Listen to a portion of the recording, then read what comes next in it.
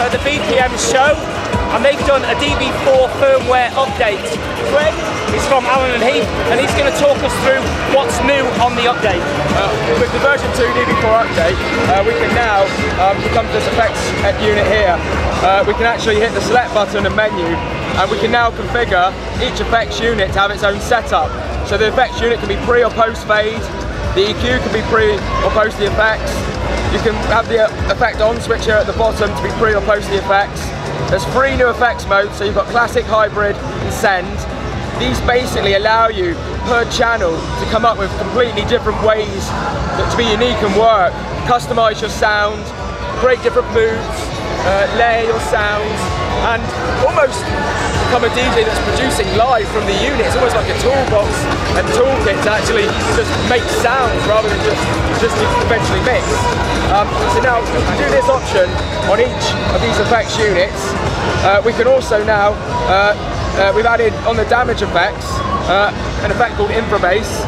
Infrabass is going to introduce that kind of sub-bass spectrum.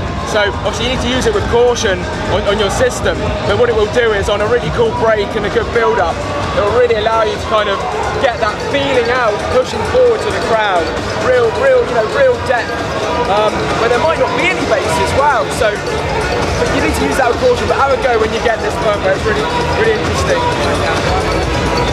We've also now on the menu, we've added a spatial crossover, so we can basically now have a mastering section for our output of our DB4. So I can literally sweep the frequency here, the HF width, the LF width, the slope, and whether it's off or on.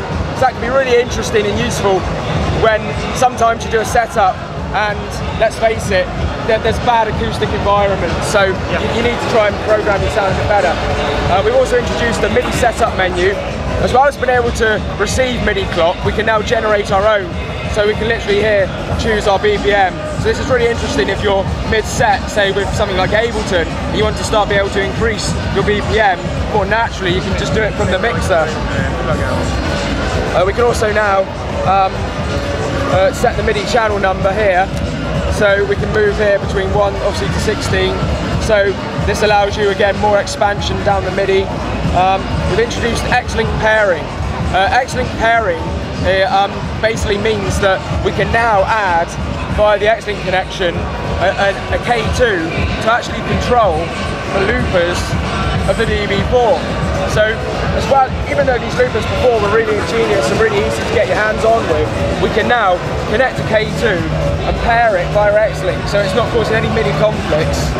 So it's literally off and on. It remembers, so you're not going to get any confusion.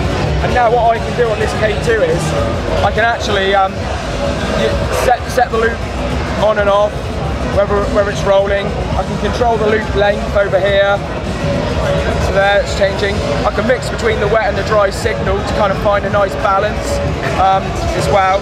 Down here I can go from a half, quarter, 1/8, 16 on these rows here. So also instead of, as well as being able to push the buttons there, of course you can push a couple at once, move between them. We've also added up here a slip roll, so you can live re-sample as well, which is going to be really ingenious and inventive for somebody who wants to work with their music and just kind of create and adapt their flow.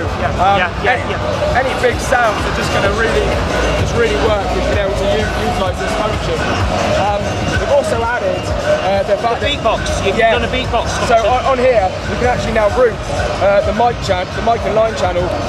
Previously it would just go to channel 1, but now if you select analog input 1 on all channels, you can literally now have that mic on all 4 channels. All 4 channels.